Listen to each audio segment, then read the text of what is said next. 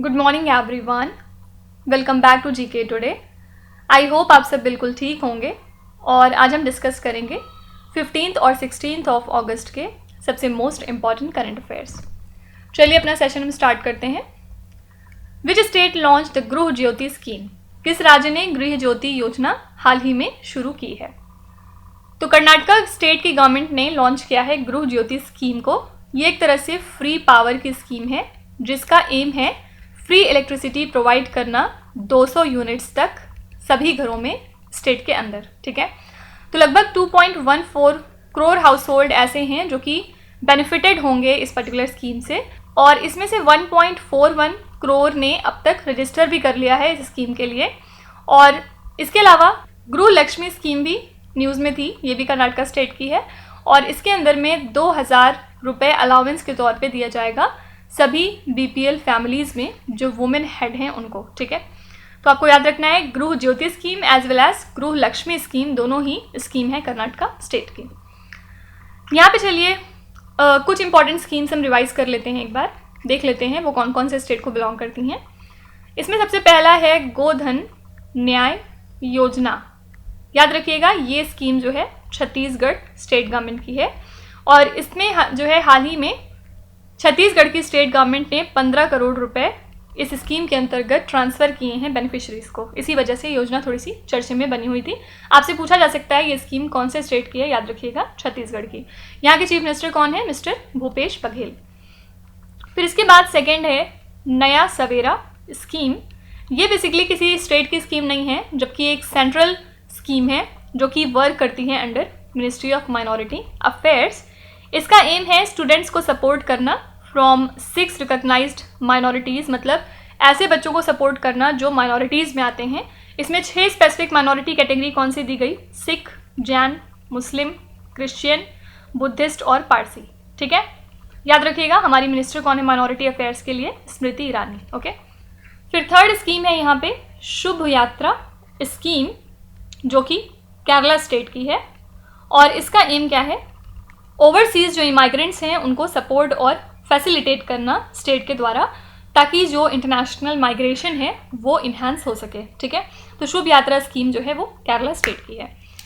फिर fourth number पे है लाडली बहना योजना, और इसके बारे में हम पहले भी बहुत बार डिस्कस कर चुके हैं, तो यहाँ पे मैं डिटेल में नहीं बता रही हूँ, सिंपली याद रखिएगा कि ये स्कीम मध्य प्रदेश स्टेट की है। फिर फिफ्थ है यहाँ पे अंत्योदय श्रमिक सुरक्षा योजना, और ये है गुजरात स्टेट की। बेसिकली आप कह सकते हैं कि ये एक तरह की एक्सीडेंट इंश्योरेंस स्कीम है for the welfare of labourers. Okay, फिर सिक्स्थ है यहाँ पे मिशन वात्सल्य, और ये जो है बेसिकली रेप विक्टिम्स के लिए है। इसमें जो है फिनेंशियल और मेडिकल हेल्प प्रोवाइड की जाती है रेप के विक्टिम्स को, स्पेशली माइनर लड़कियों को। ठीक है, तो मिशन वात्सल्य की बेनिफिशरीज कौन है? आंसर है रेप विक्टिम्स। तो ये हो गई कुछ हमारी इंपॉर्टेंट स्कीम्स जो आपको याद में रखना होगा। नेक्स्ट क्वेश्चन पे चलेंगे। Kuttikkanam palace which was seen in the news recently is located in which state और the union territory? Kuttikkanam palace जो खबरों में था, ये किस राज्य या फिर केंद्र शासित प्रदेश में स्थित है? सबसे पहले ये 130 साल पुराना पैलेस है, और ये बेसिकली समर रेजिडेंस हुआ करता था ट्रेवेनकोर के किंग्स का, और अब इसको डिक्लेयर किया जा रहा है एज अ हिस्टोरिकल मॉन्यूमेंट, इसी वजह से ये चर्चे में है। ये बेसिकली एक तरह का हिल स्टेशन है आप कह सकते हैं, जो कि लाई करता है बिटवीन वैगामोन एंड थेक्काडी। ठीक है, तो स्टेट की जो आर्कियोलॉजी डिपार्टमेंट है वो डिक्लेयर करने वाले हैं इस पर्टिकुलर पैलेस को एज अ हिस्टोरिकल मॉन्यूमेंट। याद रखिएगा इसको एक और नाम से जाना जाता है, क्या है वो? अम्माची कोट्टारम। ठीक है, तो याद रखिएगा ये पैलेस कहाँ पे है? आंसर है केरला स्टेट। केरला स्टेट के बारे में कुछ चीज़ें डिस्कस करते हैं जिसकी वजह से केरला फिलहाल न्यूज़ में बना हुआ था। सबसे पहली बात इसमें आपको ये याद रखना है कि केरला में एक स्टेट है जिसका नाम है वायनाड, और हाल ही में ये इंडिया का पहला ODF प्लस डिस्ट्रिक्ट बन चुका है। ठीक है, सेकेंड है केरला की जो लेजिस्लेटिव असेंबली है, इन्होंने एक रेजोल्यूशन हाल ही में पास किया है जिसमें ये बात लिखी हुई है कि स्टेट का अब नाम पलट के केरलम कर दिया जाएगा, केरला से केरलम। ठीक है, तो ये फाइनली लेजिस्लेटिव असेंबली ने तो पास कर दिया है, अब देखते हैं आगे फर्दर इसको अप्रूवल मिलता है कि नहीं। फिर केरला में जो है सेटअप किया जाएगा इंडिया का पहला फिशरीज अटल इंक्यूबेशन सेंटर, ताकि प्रोग्रेस प्रमोट किया जा सके फिशरीज इंडस्ट्री में, ठीक है। फिर इसके अलावा केरला में ही एक डिस्ट्रिक्ट है जिसका नाम है कोल्लम। और कोल्लम क्यों इम्पॉर्टेंट है? क्योंकि ये इंडिया का पहला कॉन्स्टिट्यूशन लिटरेट डिस्ट्रिक्ट है, ठीक है। ये न्यूज़ रिसेंट नहीं है, लेकिन ये एवरग्रीन न्यूज़ आप कह सकते हैं, ये कभी भी पूछी जा सकती है। कॉन्स्टिट्यूशन लिटरेट डिस्ट्रिक्ट का मतलब क्या है कि यहाँ पे जितने भी लोग एडल्ट हैं उनको जो कॉन्स्टिट्यूशन का बेसिक्स होता है एटलीस्ट वो मालूम है। फॉर एग्जांपल उनके फंडामेंटल राइट्स क्या हैं, फिर प्रियम्बल क्या होता है, फंडामेंटल ड्यूटीज़ क्या हैं, डीपीएसपी में क्या लिखा होता है, ये सारी चीज़ें, ठीक है। तो आप कह सकते हैं कि ये सारे लोग अपने कॉन्स्टिट्यूशन से कहीं ना कहीं अवेयर हैं, इसीलिए ये पहला कॉन्स्टिट्यूशन लिटरेट डिस्ट्रिक्ट है इंडिया का। फिर एक विलेज है केरला में जिसका नाम है कुंबालंगी, और इसके बारे में भी हम पहले काफ़ी बार चर्चा कर चुके हैं। ये इंडिया का पहला सैनिटरी नैपकिन फ्री विलेज है, ठीक है। तो जो सैनिटरी नैपकिन्स होते हैं आपको पता है कि वो पॉल्यूटेंट्स हैं एटमॉस्फेयर के लिए और हमारी ज़मीनों के लिए, इसीलिए इसको basically sanitary napkin free village बनाया गया है। अच्छा, राजस्थान से एक बहुत इंपॉर्टेंट न्यूज़ है, ज़रूर याद रखिएगा इसके बारे में। राजस्थान में पहला ट्रांसजेंडर बर्थ सर्टिफिकेट इशू किया गया है, और अगर आपसे पूछा जाए कि किसको इशू किया गया है तो इनका नाम है नूर शेखावत, ठीक है। तो नूर शेखावत ऑल्दो पहले तो ये मेल थे, लेकिन अब ये ट्रांसजेंडर कैटेगरी में आते हैं, और इनके लिए पहला ट्रांसजेंडर बर्थ सर्टिफिकेट इशू किया गया। ये न्यूज़ बहुत इंपॉर्टेंट है, इसको याद रखिएगा। नेक्स्ट क्वेश्चन है, where is the ISRO telemetry tracking and command network located? ISRO telemetry tracking और कमांड नेटवर्क कहाँ पे स्थित है?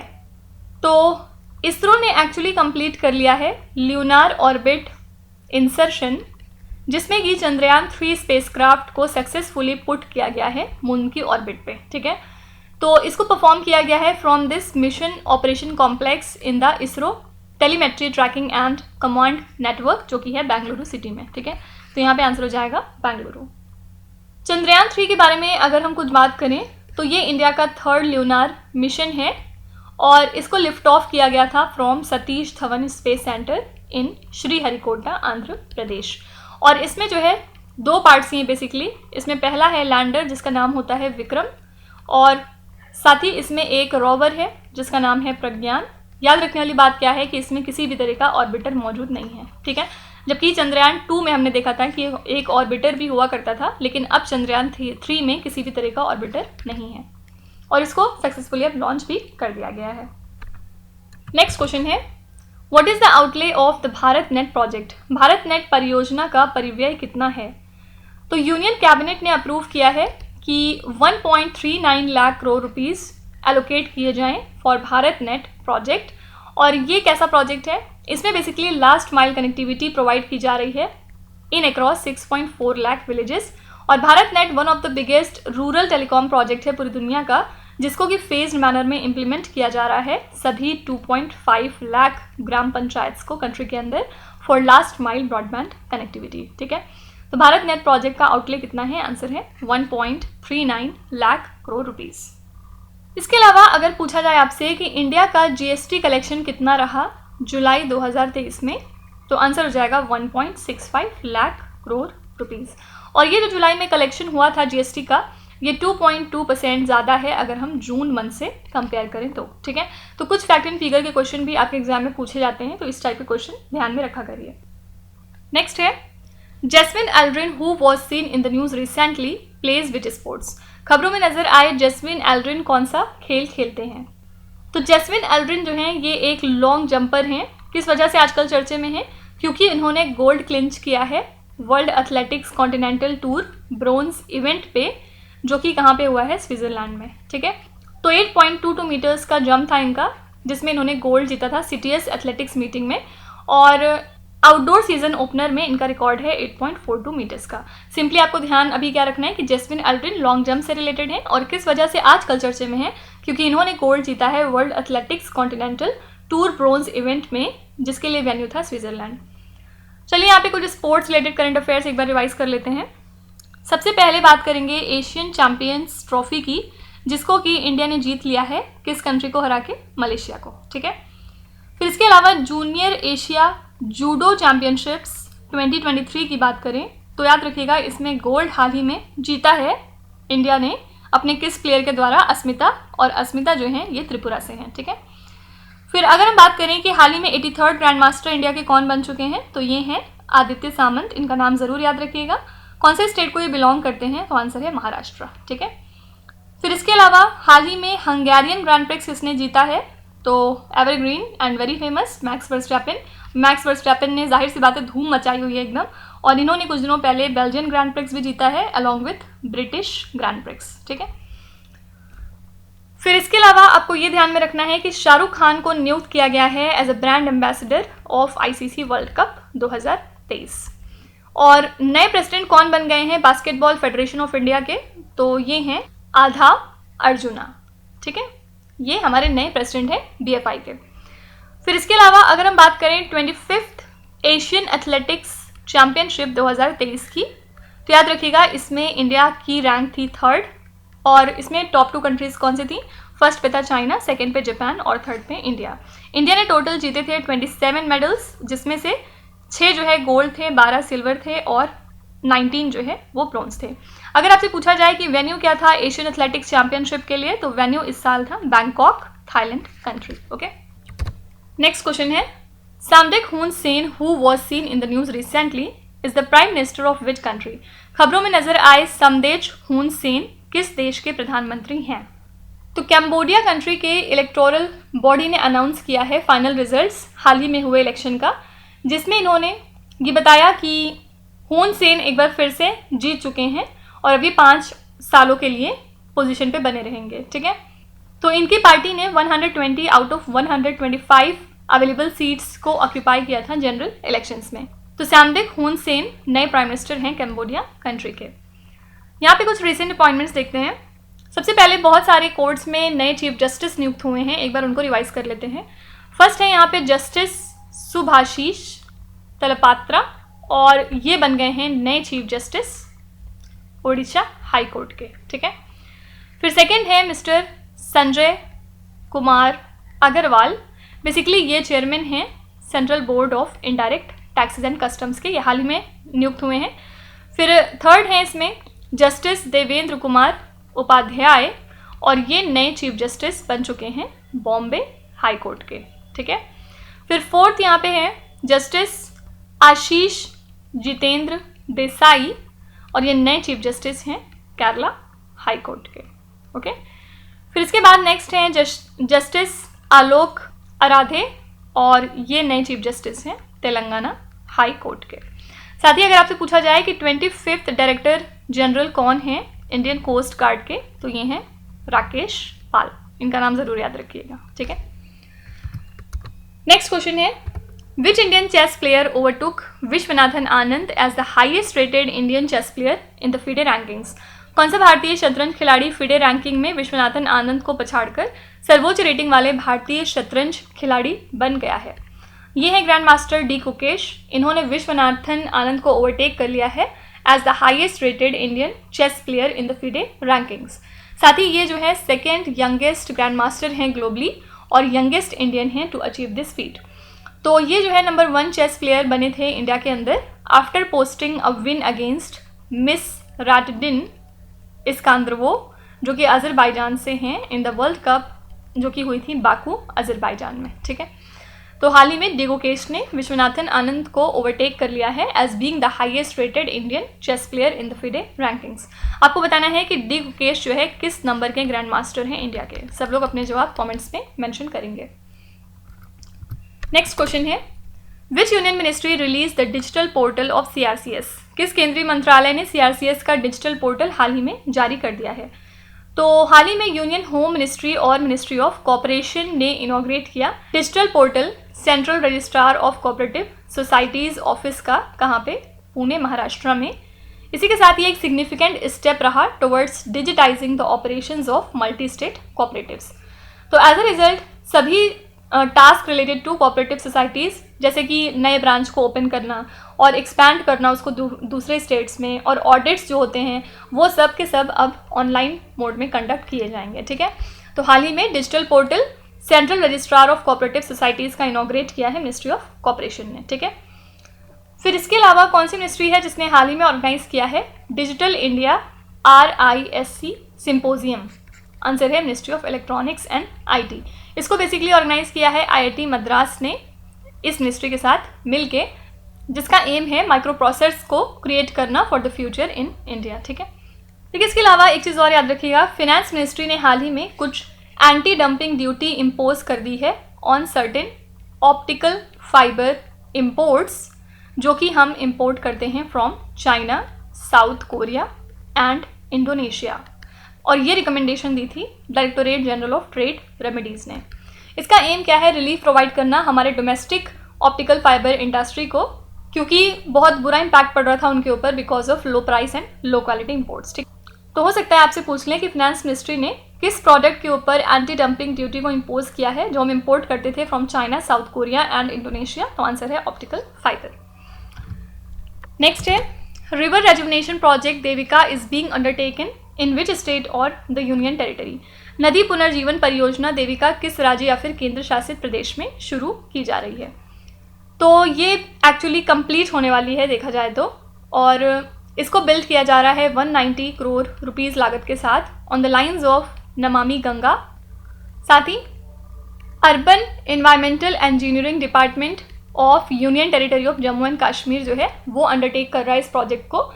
साथ ही जो 190 करोड़ रुपीज़ का ये फंड है, याद रखिएगा इसमें शेयरिंग किस तरह से है, 90:10 का रेशियो रहेगा, जिसमें 90 जो है वो सेंटर का शेयर है और 10% यूनियन टेरिटरी का है। तो यहाँ पे आंसर हो जाएगा जम्मू एंड कश्मीर। नेक्स्ट है, the foundation stone for iconic site museum was laid in which Indian state. प्रतिष्ठित स्थल संग्रहालय की आधारशिला किस राज्य में रखी गई है? तो फिनेंस मिनिस्टर निर्मला सीतारमन ने हाल ही में इसकी नींव रखी है, कहाँ पे, तमिलनाडु स्टेट में। और यहाँ पे आर्कियोलॉजिकल सर्वे ऑफ इंडिया जो है वो आर्टिफैक्ट्स को लाके रखेंगे जो कि लगभग 3800 ईयर्स पुराने हैं। साथ ही अदर 4 आइकॉनिक साइट्स कौन कौन सी हैं जो गवर्नमेंट ने प्रपोज करी हैं, इसमें फर्स्ट है राखी गढ़ी जो कि हरियाणा में है। सेकंड है हस्तिनापुर, हस्तिनापुर कहाँ पे है, उत्तर प्रदेश में। फिर थर्ड है शिवसागर, शिवसागर है असम स्टेट में। और फोर्थ है धोलावीरा, धोलावीरा एक इंडस वैली साइट भी है, याद रखिएगा। धोलावीरा कहाँ पे है, गुजरात स्टेट में। ठीक है, लास्ट क्वेश्चन है, the Amrit Bharat station scheme is set to transform how many railway stations across the nation. Amrit Bharat station योजना देश भर में कितने रेलवे स्टेशनों को बदलने के लिए तैयार है? तो प्राइम मिनिस्टर नरेंद्र मोदी ने वर्चुअली इनॉग्रेट किया है फाउंडेशन स्टोन लेइंग इवेंट को for redevelopment of 508 railway station country के अंदर as a part of significant Amrit Bharat station scheme. और ये जो स्कीम है इसके अंदर में 1309 स्टेशंस को रिवैम्प किया जाएगा नेशन वाइड। ठीक है, तो यहाँ पे आंसर हो जाएगा ऑप्शन नंबर बी 1309। अच्छा, कौन सा स्टेट या फिर यूनियन टेरिटरी है जिसने हाल ही में अतिथि पोर्टल लॉन्च किया है? इस पोर्टल को लॉन्च किया है केरला गवर्नमेंट ने माइग्रेंट वर्कर्स को रजिस्टर करने के लिए। क्यों? क्योंकि यहाँ पे हाल ही में एक इंसिडेंट हुआ था जिसमें कि सेक्सुअल क्राइम्स देखे गए अगेंस्ट चिल्ड्रन, और इसमें जो है कन्विक्ट थे माइग्रेंट वर्कर्स। तो इनकी रिपोर्ट रखने के लिए अपने पास अतिथि पोर्टल शुरू किया है केरला स्टेट ने। फिर इसके अलावा कौन सा इंस्टीट्यूशन है जिसने हाल ही में एक नया online dispute resolution system start किया है? तो ये है capital market regulator SEBI. SEBI ने एक सर्कुलर इशू किया था जिसमें कि जो एग्जिस्टिंग डिस्प्यूट रेजोल्यूशन मैकेनिज्म है उसको स्ट्रीमलाइन किया जाएगा under the stock exchanges and depositories. इससे एक कॉमन ओडीआर पोर्टल स्टैब्लिश हो रहा है जिसमें कि डिस्प्यूट्स को रिजॉल्व किया जाएगा जो भी सिक्योरिटीज़ मार्केट में अराइज होते हैं। ठीक है, तो यहाँ पे आंसर हो जाएगा सेबी। तो इसी के साथ हमने आज के सभी इंपॉर्टेंट करंट अफेयर्स को कवर कर लिया, और अब हम चलेंगे हमारी क्विज पे, जहाँ पर स्क्रीन पे आपको 5 क्वेश्चंस दिखाई दे रहे होंगे। ये क्वेश्चंस ऑलरेडी हम पीछे कहीं ना कहीं डिस्कस कर चुके हैं, तो अब यहाँ पर आपकी टर्न है इनका आंसर लिखने की। और वीडियो को पॉज करके ध्यान से सारे क्वेश्चन को पढ़िए। इसमें से आपको जितने भी आते हैं आप उनका जवाब कमेंट्स में मेंशन कर सकते हैं, और जो नहीं आते उसके लिए परेशान होने की ज़रूरत नहीं है। विथ टाइम आप अपने स्कोर में डेफिनेटली एक इम्प्रूवमेंट देखेंगे। So that's it for today. I hope you have like the session. आज का सेशन आपको कैसा लगा ज़रूर बताइएगा कमेंट्स में। साथ ही साथ आपका कोई भी रिव्यू है, फीडबैक है या फिर सजेशन है तो वो भी आप हमें बता सकते हैं। हमें जानकर खुशी होगी और हम पूरी कोशिश करेंगे उसको इम्प्लीमेंट करने की। तो कल फिर हम मिलेंगे सेम टाइम सेम जगह कल के करंट अफेयर्स के साथ। Till then stay tuned. Thank you so much for watching, and please do not forget to subscribe to GK Today. With this, Meenuz Hadsana signing off.